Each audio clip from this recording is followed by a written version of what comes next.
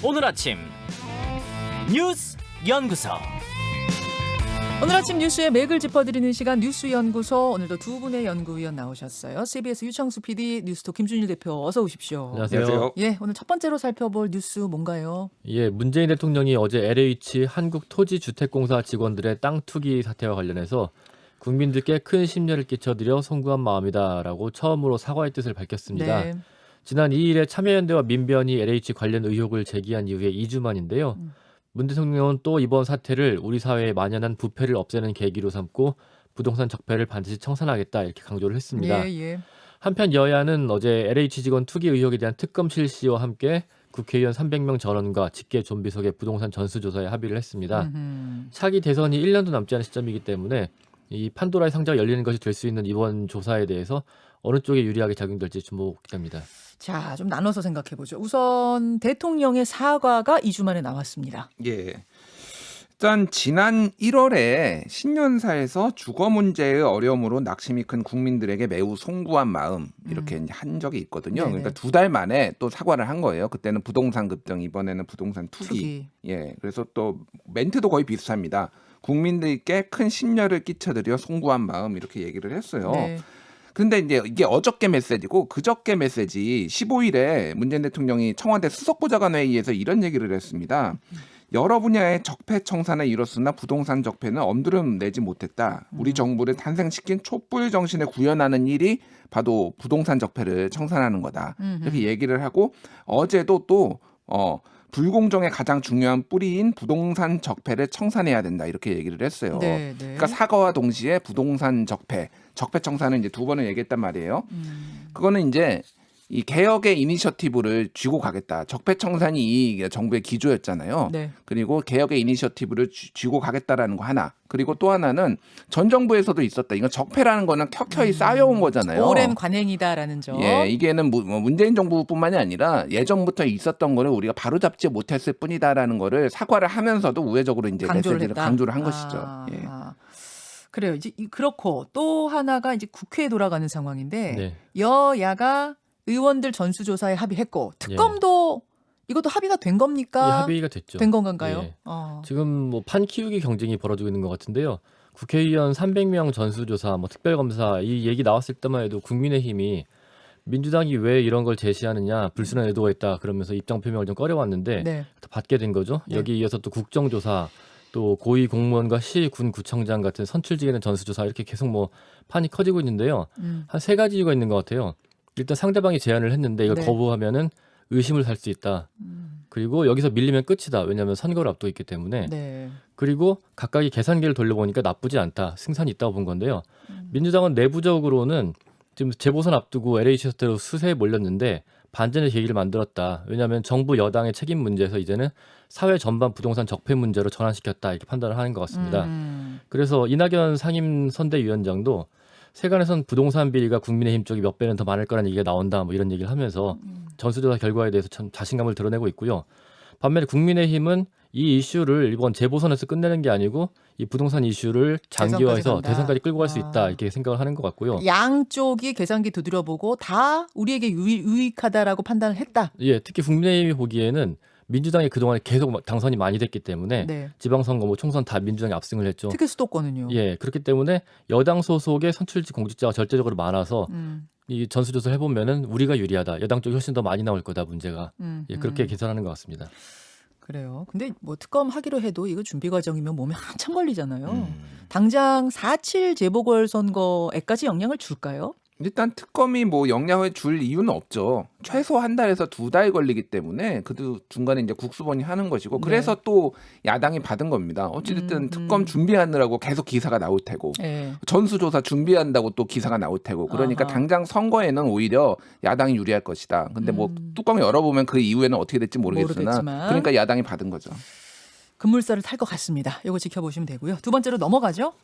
예, 북한의 대남 대외 정책을 총괄하는 김여정 노동당 부부장이 네. 어제 한미 연합 군사훈련 군사 연습이죠. 실시를 맹비난하면서 남북 대화와 교류의 단절을 경고를 했습니다.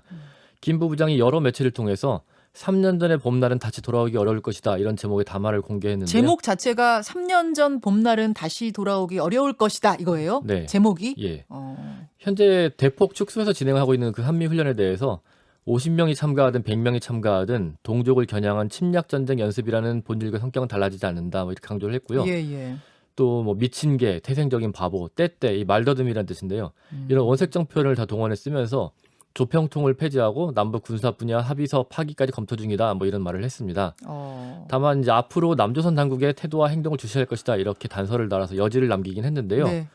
이 김 부부장의 담화가 발표 시점에서 의미가 있는 것 같습니다. 왜 지금이냐? 예. 사실은 이런 뭐 원색적인 표현이야 이제 하도 들어서 예. 그것에 놀라고 그러진 않아요. 다만 왜 지금이냐 의미를 우리가 파악해야죠. 예, 토니 블링컨 미 국무장관 또 로이드 오스틴 국방장관이 방한을 해서 한미 외교 국방장관 2+2 회의를 할 예정이거든요. 이런 상황에서 북한을 잊지 말라 하는 메시지를 보낸 것으로 해석이 되고 있습니다. 아, 우리 여기 있다. 그 회담할 때 우리 잊지 말고 염두에 두고 회담해라 이런 예. 의미. 김준일 위원 예. 동의하세요?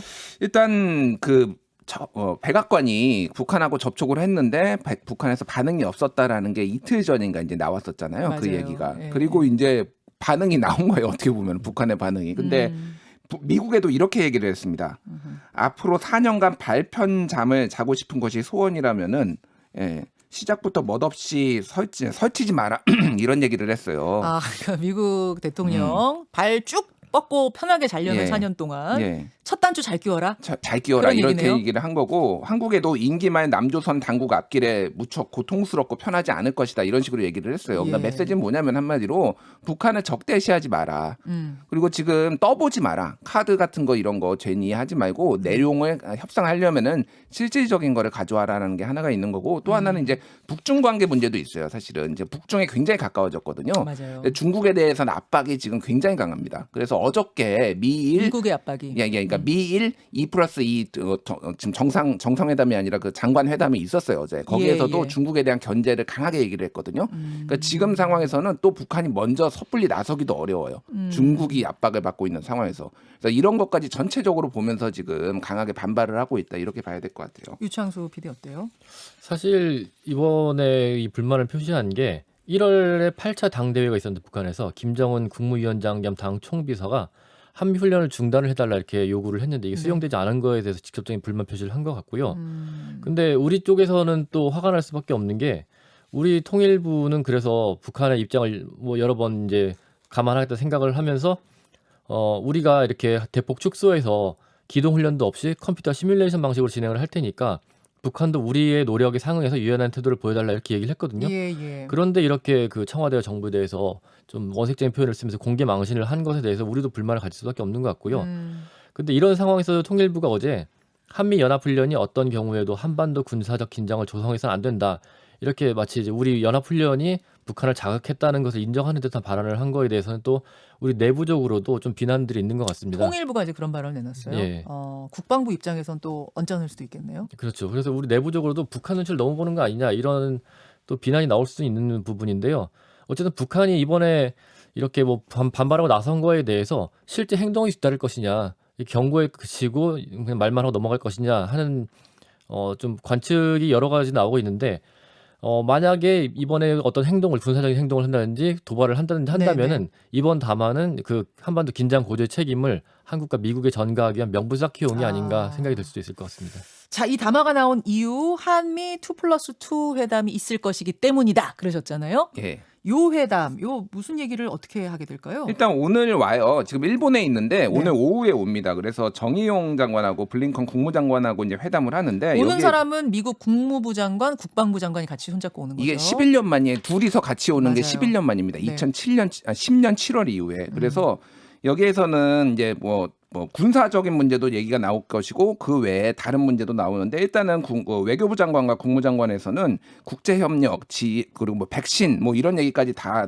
테이블에 올라올 것 같고 대북 메시지를 어떻게 할 것이냐가 나올 것이고 국방부 장관 같은 경우에는 전시작전 통제권 전환 작업 얘기 그리고 연합 방위태세 확립 뭐 이런 것도 얘기가 나올 거예요. 그래서 예. 전체적으로 보면 어찌됐든 대북 메시지가 나오기는 할 것이다. 원칙적인 얘기에서든. 그래서 굉장히 이제 오늘 내일 회담이 상당히 주목을 받을 수밖에 없는 거죠.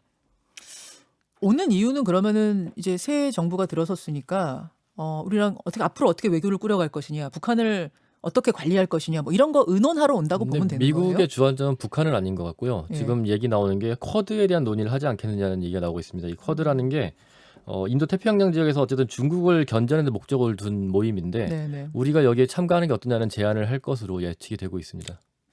우리가 그렇게 되면 굉장히 난처해지는 게 지금 쿼드 가입 권유 아닙니까? 네. 그 얘기를 꺼낼 거라고 보시는 거예요. 예, 그게 주요 의제인 것 같고요. 한반도 문제라는 의제가 있으면 다양하게 서로 장관들이 궁금하거나 논의하고 싶은 걸 자연스럽게 개진하고 의견을 교환할 것이다. 이런 설명은 있었는데 이 얘기는 이제 바꿔 말하면 한반도 문제가 중심 주제는 아니란 얘기죠. 우리는 한반도 문제 얘기하고 싶은데 네. 우리는 북한 얘기하고 싶은데 미국은 사실은 마음이 좀 다른 데 있는 거군요. 예. 네, 어제 서욱 국방장관이 예. 쿼드 얘기가 공식 의제로 올라오지는 않을 것이다라고 얘기를 했어요. 그래요? 이미. 예, 그런 상황이니까 아마 미국에서도 우회적으로 얘기를 할 것이고 어제 일본에서 한 거를 보면 예, 예. 한미일 동맹 강화 그리고 중국 견제에 대해서 명확하게 얘기를 했거든요. 그러다 보니까 이제 그 메시지가 그 연장선상에서 나올 것이라는 거죠. 그렇게 여러분 관점을 가지고 보시면 되겠습니다. 자, 넘어가죠.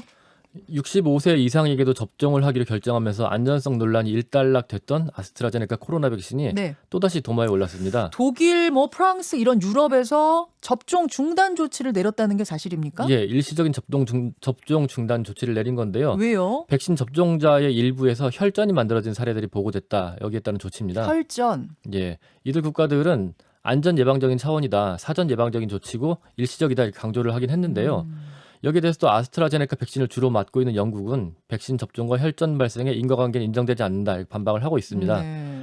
이런 상황에 대해서 우리 질병청은 18일에 유럽의약품청 회의가 있는데 그 결과에 따라서 우리도 예방적인 접종 중단을 검토할 수 있다. 이렇게 밝힌 상황입니다. 독일, 프랑스, 이탈리아 네. 또 어디예요? 중단한 곳이? 뭐 여러 국가들이 지금 검토하고 있고요. 어, 예. 영국은 아닌 거고. 영국은 뭐 수백만 명이 맞았지만 문제 없다. 이렇게 인과관계 얘기하고 없다 있고요. 입장인 거고. 김준일 기자. 예.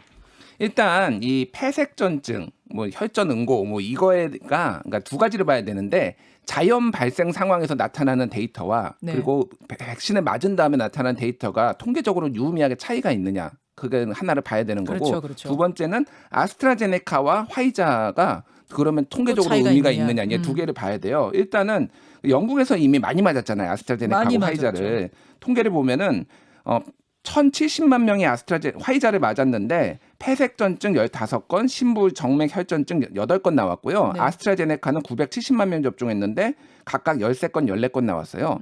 통계적으로 유의미하지 않습니다. 아스트라제네카하고 그러니까 보고된 거예요, 이게. 아스트라제네카, 파이자 사이에 그러니까 어디가 더 확 생긴다더라 이런 건 없는 거고. 그럼 그렇죠. 또 하나.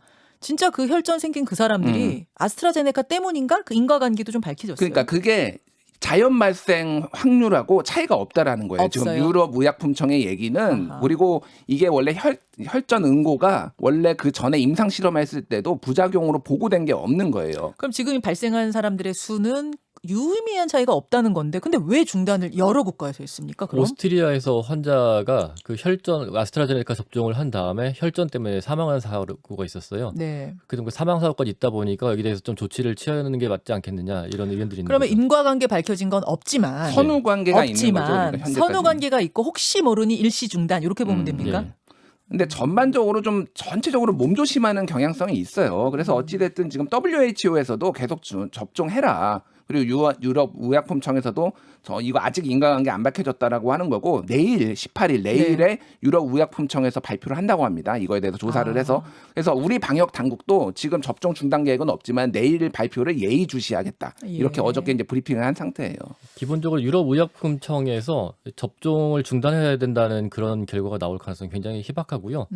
그리고 우리나라는 만약에 그런 뭐 만에 하나 문제가 있다는 쪽으로 결론이 나오더라도 우리가 예방적 차원에서 접종 중단 결정 내리기는 어려운 상황인 게 우리 수급 계획을 보면은 상반기에는 대부분이 아스트라제네카를 맞아야 되거든요. 이게 아스트라제네카 접종을 하지 않으면은 우리가 11월까지 집단 면역 만들겠다는 그 계획에 심각한 차질이 생깁니다. 그래서 우리로서는 지금 아스트라제네카를 포기하고 다른 거에 의존하겠다 할 수 있는 상황은 아닙니다. 아니 근데 발표 결과 뭐 인과관계가 조금이라도 있습니다라고 나오면은 정부가 그럴 강행하기는 가능성은 어렵죠. 굉장히 적은 근데 그럴 상황입니다. 가능성은 아주 희박하다. 그런 말씀이신 거죠.